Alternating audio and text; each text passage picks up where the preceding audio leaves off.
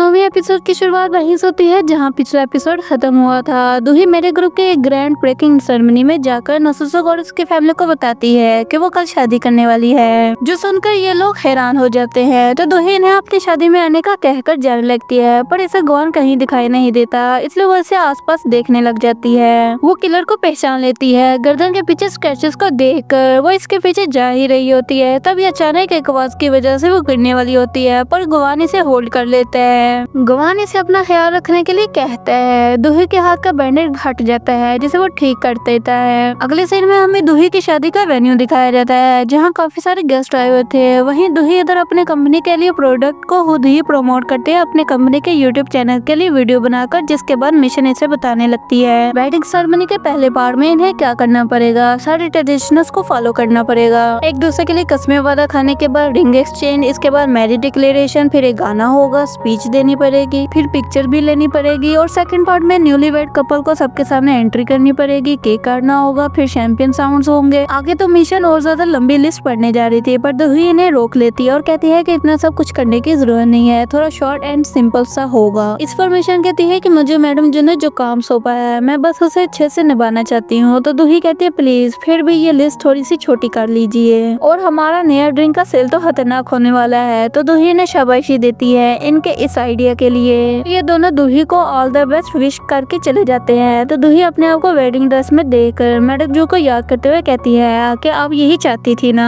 तभी मैडम जो को इमेजिन करती है, जो इसके सामने आकर बैठ जाती है और इससे कहती है कि ये कैसी वेडिंग ड्रेस ली है तुमने, क्या तुम्हें इससे ब्यूटीफुल ड्रेस नहीं मिली? मुझे पता है कि तुम कॉन्ट्रैक्ट मैरिज कर रही हो, पर फिर भी तुम मिशन से कहकर अपनी शादी के लिए कोई भी ड्रेस कैसे ला सकती हो? ये तुम्हारी शादी का सवाल है। दूही कहती है अभी भी आप इतनी बकबक करती हैं, ऐसा करेंगी तो आपकी शिकायतों का लिस्ट कभी खत्म नहीं होगी। या आप कुछ अच्छा नहीं बोल सकती, आखिरकार आज मेरी शादी है। तो मैडम जो इसे अपने प्लांट्स के ब्रीडिंग का एग्जाम्पल देते हुए कहती है कि तुम दोनों की जोड़ी काफी अच्छी है। दूही ये सुनकर काफी खुश होती है और उनसे पूछती है कि आप उस दुनिया में कैसी हैं। मैडम जो कहती है क्या तुम्हें पता भी है कि मैं कहाँ हूँ? दूही कहती है कि लोग कहते हैं कि मेरे लोग मरने के बाद हेवन में नहीं जाते और आप हेल्प भी नहीं जा सकती क्योंकि आप बहुत अच्छी हैं। तो वो इमोशनल होकर इनसे पूछती है कि आप मुझे अकेला छोड़कर कहाँ चलेगी मैडम जो। इस पर मैडम जो स्माइल करते हुए कहती है कि मैं बोला तुम्हें कैसे छोड़कर जा सकती हूँ, मैं हमेशा तुम्हारी यादों में रहूंगी। जो सुनकर दूही की आंखों में आंसू आ जाते हैं। तभी मिशन इसे बुलाने आती है। तो दूही अपने आंसू पहुंचकर बाहर चली आती है, जहाँ नोसुसुक और स्वान अपनी फैमिली के साथ पहुंच जाते हैं। स्वान इसे कहती है कि आखिरकार तुम शादी कर रही हो। दूही कहती है मुझे नहीं लगता कि तुम सब यहाँ पर आओगे। नोसुसुक कहते हैं आखिर हम एक फैमिली है तो हम भला क्यों नहीं आ सकते? अगर आज मोम जिंदा होते तो तुम्हारी शादी देखकर वो बहुत ज्यादा खुश होती। नोसुसुक दूही से हैंडशेक करके उसे कांग्रेचुलेट कहता है। इसके बाद दूही भी चली जाती है और नोसुसुक भी अपनी फैमिली के साथ टेबल पर जाकर बैठ जाता है। स्वान नोसुसुक से कहती है आखिर तुम कब सस्पेंस खोलने वाले हो? नोसुसुक कहता है कि आज के लिए खुशी का दिन है तो आज के दिन इसे खुश हो लेने दो। यानी कि नोसुसुक कुछ तो प्लान कर रहा है जिसे वो सेफ टाइम आने पर यूज करना चाहता है। तो अभी के लिए वेडिंग सेरेमनी शुरू होती है। दूही चलते हुए अपने दूल्हे की ओर आती है जो कि गवान होता है, जहाँ से हमें कल का फ्लैशबैक दिखाया जाता है जब दूही ने गवान से पूछा था कि तुमने मुझे शादी के लिए क्यों प्रपोज किया। इस पर गवान ने कहा था क्योंकि मैं नहीं चाहता कि तुम मर जाओ। इसके बाद ही दूही ने गवान से शादी करने का डिसाइड किया था। तो दोनों आमने सामने आते हैं और एक दूसरे को प्रॉमिस करने लगते हैं। तो गवान कहता है कि मैं दूही को अपनी बीवी के रूप में एक्सेप्ट करता हूँ। फिर दूही कहती है कि मैं भी गवान को अपने हस्बैंड के रूप में एक्सेप्ट करती हूँ। फिर दोनों साथ में कसमें वादे पढ़ने लग जाते हैं कि मैं हर काम में तुम्हारा साथ दूंगा, हर प्रॉब्लम सिचुएशन को साथ मिलकर पार करेंगे, हमेशा एक दूसरे के लिए लॉयल रहेंगे और जैसे हैं वैसे ही हम एक दूसरे को एक्सेप्ट करते हैं, हमेशा रिस्पेक्ट और प्यार करेंगे। यहाँ हमें फिर से कल रात का फ्लैशबैक दिखाया जाता है जहाँ दूही गवान को एक कॉन्ट्रैक्ट मैरिज पेपर देती है जिसमें इसने बहुत सारे कंडीशन लिखे हुए थे। गवान एक एक करके सारी कंडीशन पढ़ने लग जाता है। नंबर 1, पार्टी ए पार्टी बी दोनों पब्लिकली एक आइडियल कपल की तरह रहेंगे, एक दूसरे के प्राइवेसी को रिस्पेक्ट करेंगे और एक दूसरे के मैटर में इंटरफेयर नहीं करेंगे। नंबर 2, दोनों एक दूसरे के गोल को अचीव अचीव करने के लिए कोऑपरेट करेंगे और ये कॉन्ट्रैक्ट तब एक्सपायर होगा जब दोनों अपने गोल्स को अचीव कर लेंगे। इसके बाद दोनों की रिंग एक्सचेंज सेरेमनी भी हो जाती है। इसके बाद मिस्टर जॉन इनका मैरिज डिक्लेरेशन करते हैं और कहते हैं कि अब मैरिड कपल टाइल के ऊपर अपने कदम बढ़ाएंगे, जिससे दोनों एक दूसरे को प्रॉमिस करेंगे कि अपनी बाकी की जिंदगी ऐसे ही एक दूसरे के साथ गुजारेंगे। पर गुआन तो अपना हाथ उठाकर कहता है कि एक सेकंड रुकना। दूही को धीरे से कहता है कि बाकी की जिंदगी साथ बितानी है, ये तो हमारी डील के अकॉर्डिंग कॉन्ट्रैक्ट में नहीं लिखा था। तो दूही सामने हंसते हुए थोड़ा धीरे से कहती है कि ये सब बस कहने की बातें हैं, जो कहते हैं वो करते चलो। इस पर गुआन कहता है कि मैं ऐसा नहीं कर सकता, मैं एक डीमन हूँ, कॉन्ट्रैक्ट और प्रॉमिस को सीरियसली लेता हूँ। मेरी जिंदगी काफी लंबी है, जितना तुम सोच भी नहीं सकती, इसलिए मैं ये प्रॉमिस नहीं कर सकता। तो दूही मिस्टर जॉन को इशारा करके अपने पास बुलाती है और ये बाकी की जिंदगी साथ बिताने वाली लाइन को छोड़कर दूसरे प्रॉमिस पढ़ने के लिए कहती है। तो मिस्टर जॉन वैसा ही करते हैं। दूही और गुआन टाइल के ऊपर चलते हुए जाते हैं, बाकी सब तालियां बजाकर इन्हें कांग्रेचुलेट करते हैं। वही स्वान तो गुआन को देखकर कहती है कि ये बॉडीगार्ड कुछ ज्यादा ही हैंडसम नहीं है। इधर मिशा तो काफी ज्यादा हार्ट ब्रोकन होकर ताली बजा रही होती है, जो देखकर सॉन्ग कहता है कि जरा हैप्पीली होकर ताली बजाओ। मिशा कहती है मैं तो गुआन के साथ अपने आप को सेट कर रही थी, पर अब तो ये काफी पॉसिबल नहीं होगा, इसलिए वो तो सैड होती है। वही मिशन और बैटलर में तो ताली बजाने का कंपटीशन ही शुरू हो जाता है। दोनों खुशी में आकर कुछ ज्यादा ही जोश में ताली बजाकर चला चला कर सेलिब्रेट करने लगते हैं। वही जोसेफ तो काफी ज्यादा सैड होकर इन दोनों को देखता है। दूही को खुश देखकर वो भी हैप्पी हो जाता है। तो अभी दूही की नजर मयूंग पर जाती है, जो काफी अजीब तरह से उसे घूरने लगता है और एक एवल स्माइल देता है, जो दूही को काफी अजीब लगता है और वो रुक जाती है। पर मयूंग हंसते हुए चला जाता है। तो दूही भी गुआन के साथ आगे बढ़ जाती है। इसके बाद दोनों की फोटो सेशन होती है। दोनों थोड़े दूर खड़े होते हैं, तो फोटोग्राफर इन्हें एक दूसरे की ओर फेस करने को कहता है और थोड़ा करीब आने के लिए कहते हैं। पर गुआन तो ऐसे ही दूही के ओर घूम जाता है। दूही कहती है क्या तुम भूल गए, इसलिए थोड़ा अच्छे से ट्राई करो। गुआन कहता है ठीक है। ये बोलकर वो दूही को अपने करीब कर लेता है और पूछता है क्या इतना काफी है। तो वो थोड़ा स्माइल करते हुए कहती है कि ये थोड़ा ज्यादा हो रहा है। तो गुआन इसे छोड़ देता है और कहता है कि पहले डिसाइड कर लो कि तुम्हें क्या करना है। इधर मिशन और बटलर दोनों साथ में होते हैं और इन्हें देखकर खुश हो रहे होते हैं कि मेरा बॉस बेस्ट है। मिशन कहती है तुम्हारा क्या मतलब है कि हमारी दूही मैडम अच्छी नहीं है। बटलर कहता है मैंने तो ये नहीं कहा, अगर तुमने ये समझ लिया तो मतलब यही सच होगा। जो सुनकर मिशन तो अपने हाथों के फाइल्स को जानने के लिए उठाती है, पर ये देखकर ही बटलर तो डर के मारे भाग जाता है। इधर फोटोग्राफर दोनों को किस करने के लिए कहते हैं। दूही कहती है ये थोड़ा प्राइवेट मैटर है। तब पीछे से एक रिपोर्टर कहता है कि मैंने सुना है कि आपने ये शादी चेयरमैन बनने के लिए की है। जो सुनकर दूही हंसते हुए कहती है कोई बुरी बात नहीं है। ये बोलकर वो गुआन को अपनी ओर घुमाती है। गुआन पूछता है क्या ये जरूरी है। तो दूही ने अपने कॉन्ट्रैक्ट का फर्स्ट कंडीशन याद दिलाती है कि पार्टी ए और पार्टी बी को पब्लिकली एक आइडियल कपल बनकर रहना होगा।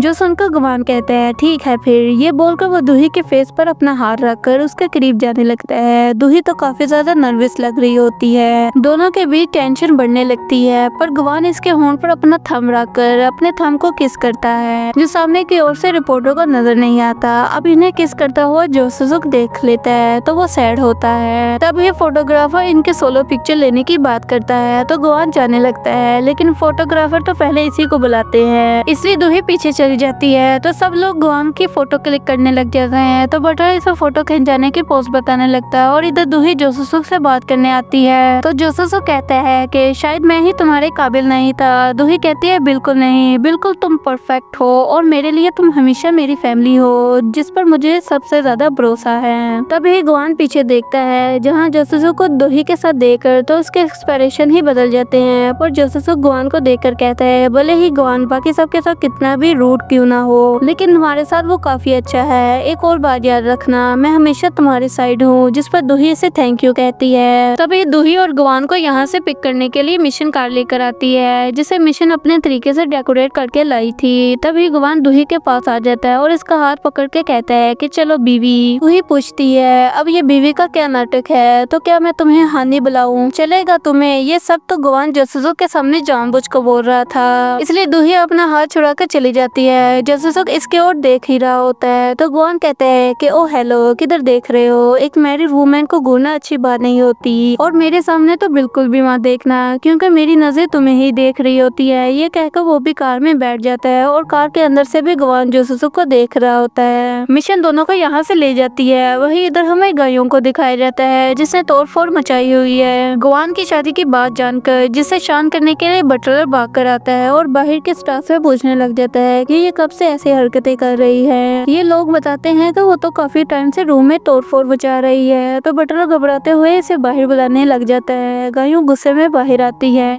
तो बटलर इसे शांत कराने की कोशिश करने लग जाता है। कहता है कि मैं तुम्हें बताने ही वाला था इन सब के बारे में, और गायों गुस्से में जाने लगती है।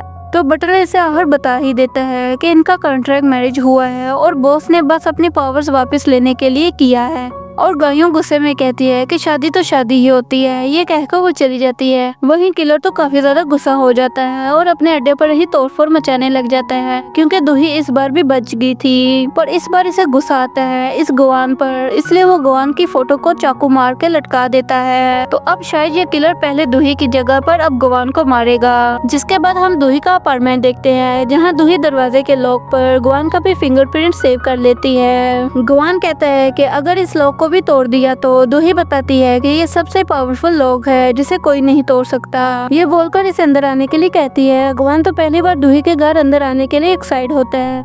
गुआन अंदर आते हुए इसे कहता है कि तुमने मुझे अपने घर पर जबरदस्ती रहने को बुलाया है, क्योंकि तुम्हें डर है कि कहीं वो किलर वापस ना आ जाए। इसने इतना ही कहा था कि सामने देखकर वो दूही को पकड़कर पीछे कर लेता है। कहता है कि जरा ध्यान से, शायद वो किलर दोबारा से तुम्हारे घर आ चुका है, क्योंकि हाल पे दूही का सारा सामान बिखरा पड़ा था, जिसे देखकर गुआन समझ लेता है कि वो किलर यहाँ पर आया था, उसने ही ये सारा सामान बिखराया है। पर दूही कहती है ऐसी कोई बात नहीं, वो मैं शादी की तैयारी में बिजी थी, इसलिए मुझे ये सब ठीक करने का मौका नहीं मिला। कहकर वो तो वहीं पर अपने सैंडल्स उतारकर सोफे पर सो जाती है। पर गुआन तो ये देखकर हैरान रह गया था कि दूही जो इतनी बड़ी कंपनी की सीईओ है खुद इस तरह रहती है। तो वह इसके पास आता है और इसे हाथ देने के लिए कहता है। तो गुआन दूही का हाथ होल्ड करके सारे घर की सफाई कर देता है और कहता है कि अब ये घर कहलाने के लायक है। दूही गुआन से कहती है कि तुम अपने पावर से खाना भी बना सकते हो, मुझे घर का बना हुआ खाना खाना है, क्या तुम कुछ बना सकते हो? पर गुआन तो उसका हाथ छोड़ देता है कि मैं तुम्हारा हस्बैंड हूँ। दूही कहती है चलो ठीक है, पर क्या तुम मेरे लिए एक फेवर कर सकते हो? ये बोलकर वो गुआन को नीचे ले आती है, जहाँ डस्टबिन में इसने अपनी फेवरेट ड्रेस फेंकी थी। गुआन से गुस्सा होने की वजह से इसलिए ड्रेस को बाहर निकालने के लिए गुआन से हेल्प लेती है। गुआन के और अपना हाथ बढ़ाती है। गुआन इसका हाथ होल्ड करता है और डस्टबिन में से एक एक करके कपड़े निकालने लग जाता है। 3-4 कपड़ों के बाद दूही का भी ड्रेस बाहर निकल आता है, जिसे देखकर दूही तो बहुत ज्यादा खुश हो जाती है। तो गुआन इसके ड्रेस पर रेड कलर का मार्क नोटिस करता है और इससे कहता है कि तुम्हारी ड्रेस तो खराब हो गई है। दूही कहती है नहीं तो ये बिल्कुल ठीक है। ये कहकर वो तो काफी हैप्पीली इस ड्रेस को लेकर घर की ओर जाने लगती है, क्योंकि इस ड्रेस के साथ गुआन और इसकी पहली मुलाकात हुई थी, इसलिए दूही इसे अपने पास संभाल कर रखना चाहती है। तो वो जाते हुए गुआन से जो कपड़े इसने निकाले थे उन्हें वापस अंदर डाल देने के लिए कहती है। तो गुआन काम पे लग जाता है। वही जोसुसुक गुआन के बारे में पता करने लग जाता है। तभी उसे याद आता है कि दूही ने इसे एक बार बताया था कि गुआन सनवाल फाउंडेशन का डायरेक्टर है, इसलिए जोसुसुक सनवाल फाउंडेशन के बारे में इंफॉर्मेशन पता करने लग जाता है, जिससे इसे पता चलता है कि सनवाल फाउंडेशन 1977 में बना गया था।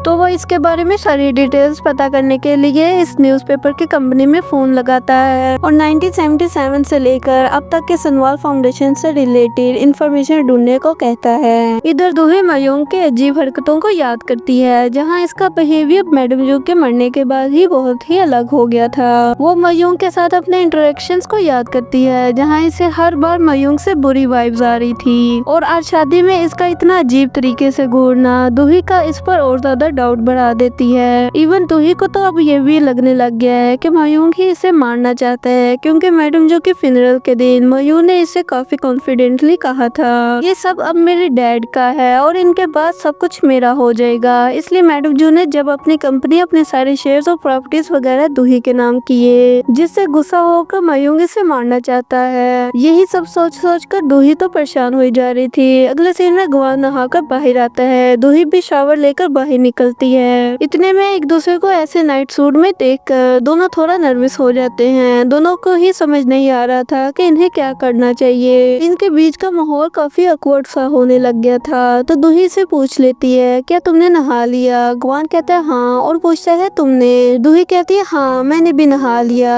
दूही कहती है वैसे मैंने तुम्हें कभी ऐसे नहीं देखा। गवान कहता है हाँ, वैसे मैंने भी तुम्हें कभी नहीं देखा। अब इससे फिर से दोनों के बीच थोड़ी सी ऑकवर्ड साइंस हो जाती है। दोनों को अब क्या कहना चाहिए समझ नहीं आ रहा था। तो गवान पूछता है कि वैसे क्या तुम सोने जा रही हो? तो दूही जल्दी में कह देती है कि अभी क्या करना होता है, अभी सोने का ही टाइम है। तो गवान भी थोड़ा ऑकवर्ड कहता है कि हाँ तुम्हें सोना चाहिए, वैसे भी काफी लेट हो चुका है। दूही कहती है हाँ मैं जानती हूँ। ये कहकर वो अपने रूम में भाग जाती है और इधर गवान भी अपने रूम में चला जाता है। वहाँ उधर दूही तो ये सब सोचकर काफी एम्बेरसिंग हो रही थी। इसके बाद दोनों अपने अपने रूम में सोने की कोशिश करते हैं, लेकिन दोनों को ही काफी देर तक नींद नहीं आ रही होती। दोनों कई घंटों तक बस करवटें बदलते रहते हैं। काफी देर बाद दोनों एक दूसरे का नाम लेकर विश करते हैं, जिसके बाद इन्हें नींद आ जाती है। और गवान को तो सपने में दोबारा से अपने इंसानी जिंदगी के मेमोरीज आते हैं, जहाँ वो कहीं पे जा रहा होता है और इसका बटलर यंग मास्टर इजोन कहता हुआ इसके पास आता है और इसे घर लौटने को कहता है, क्योंकि अभी इसकी टीचर आने वाली थी। बटलर ये भी कहता है कि अगर आपके पिताजी को पता चल गया, इसने इतना ही कहा था कि गवान इसे चुप करा देता है और इसका मुंह बंद करके रखने को कहता है कि जब तक तुम अपना मुंह बंद करके रखोगे तब तक सब कुछ सही चलेगा। ये कहकर वो चला जाता है और नदी के पास आता है, जहाँ एक लड़की तलवारबाजी प्रैक्टिस कर रही थी और गवान इसे देख रहा था। लेकिन इतने में गवान का सपना भी टूट जाता है। गवान ने भी अपने सपने में इस लड़की का चेहरा नहीं देखा था और उसे समझ नहीं आ रहा था कि अभी इसे ये सारे सपने क्यों आ रहे हैं। वो कुछ और सोचता कि तभी इसे बाहर से कुछ आवाज आती है। वो बाहर आकर देखता है कि दूही बन खा रही होती है, बिल्कुल एक छोटी सी बच्ची की तरह। गवान पूछता है इतनी सुबह सुबह तुम इस हाल में क्या कर रही हो? क्या तुम्हें अच्छे से नींद नहीं आई? दूही कहती है कि मुझे नींद तो काफी अच्छी आई है, बस मुझे बहुत तेज भूख लगी थी, इसलिए मुझसे रहा नहीं गया। गवान कहता है कि तुमने अपना हाल क्या बना रखा है? दूही कहती है कि मैं सुबह सुबह इतनी क्यूट लग रही हूँ। गवान कहता है बिल्कुल भी नहीं, तुम्हें देखकर तो लगता है कि तुमने रात को किसी से लड़ाई की है। दूही से वन ट्राई करने के लिए कहती है। गवान कहता है मुझे ये सब नहीं खाना, मुझे बस एक कप पूरा और कॉफी चाहिए। दूही कहती है वो तो घर पे नहीं है। गवान तो शौकली पूछता है क्या तुम पूरा कॉफी नहीं रखती? दूही कहती है नहीं, क्योंकि मैं नहीं पीती और वैसे भी अभी हमारे पास टाइम नहीं है। गवान कहता है टाइम क्यों नहीं है? वैसे भी यार तो वीकेंड है। दूही कहती है हमें इस किलर को भी पकड़ने जाना है, वैसे भी शादी के चक्कर में हम इस किलर को भूल ही गए थे। गवान कहता है मैं अभी नहीं जाने वाला, क्योंकि मुझे आज रेस्ट करना है। दूही कहती है फिर हमें टाइम कब मिलेगा? गवान कहता है कि वैसे जोसुक मिस्टर जिजन की केस को इन्वेस्टिगेशन कर रहा था। दूही कहती है एक मरे हुए इंसान के बारे में पता करने से अच्छा है कि एक जिंदा पर्सन को इन्वेस्टिगेट करें। गवान पूछता है वो जिंदा पर्सन कौन है? दूही कहती है जो इस किलर के पीछे है, जो मुझे मारना चाहता है। गवान कहता है फिर हमें तो इसके बारे में कुछ पता ही नहीं है। तो दूही कहती है मुझे एक इंसान पर डाउट है, जोसुक का बेटा मयूंग। तभी हमें मयूंग को दिखाया जाता है जो कि अपने जूडो क्लब में होता है, जहाँ एक बंदे के साथ फाइट कर रहा था, पर अचानक वो बंदे को जमीन पर गिराकर काफी देर तक उसके गले को पकड़ कर रखता है। कुछ लोग उसे छोड़ने के लिए कहते हैं, पर वो तो इसका हाथ छोड़ ही नहीं रहा था। वो सब इसे छुड़ाने आ जाते हैं, पर मयूंग इसे छोड़ता ही नहीं। वो बंदा बेहोश हो जाता है, तभी वो इसे छोड़ता है और इसकी हालत देखकर हंसते हुए कहते हैं कि अब अपना नाटक बंद कर, तू नहीं मरने वाला था। ये कहकर वो हंसते हुए चला जाता है। इधर गवान दूही का बाहर आने का वेट कर रहा था। दूही काफी देर बाद बाहर आती है, अपने सर पर अजीब सा एक कपड़ा बांध कर, जिसे देखकर गवान कहते हैं कि तुम ज्यादा फेमस होगी हो जो ऐसे सर पर कपड़ा बांध कर जा रही हो। दूही कहती है हमें अपना फेस ढांक कर जाना पड़ेगा ताकि इसका पीछा करते हुए वो हमें देख ना ले। गवान कहता है क्या तुम्हें नहीं पता कि अगर तुम ऐसे इसके पीछे जाओगी तो रास्ते में सब लोग तुम्हें ही घूरने लगेंगे। जो सुनकर दूही से निकाल लेती है और अपना हाथ आगे बढ़ाती हुई कहती है। गवान कहता है चलेगा और इसका हाथ होल्ड करता है। फिर अपने दिमाग में मयूंग का चेहरा याद करता है। ये दोनों तो मयूंग के जूडो क्लब के वॉशरूम में पहुंच जाते हैं। दूही पूछती है हम लोग बाथरूम में क्यों हैं? क्या तुम्हारी पावर्स में कोई गड़बड़ है? तभी इसे मयूंग के आने की आवाज सुनाई देती है, इसलिए वो जल्दी से गवान को हटाकर दरवाजा बंद करती है। लेकिन मयूंग को आवाज सुनने का डाउट हो जाता है, इसलिए वो इस तरफ आने लगता है। और इसी के साथ पार्ट नंबर 9 का एंड होता है। वीडियो पसंद आई तो वीडियो को लाइक कर देना, चैनल पर पहली बार आए हैं तो चैनल को सब्सक्राइब कर देना। जल्दी ही मिलते हैं अगले पार्ट में, तब तक के लिए टेक केयर, अल्लाह हाफिज, बाय बाय।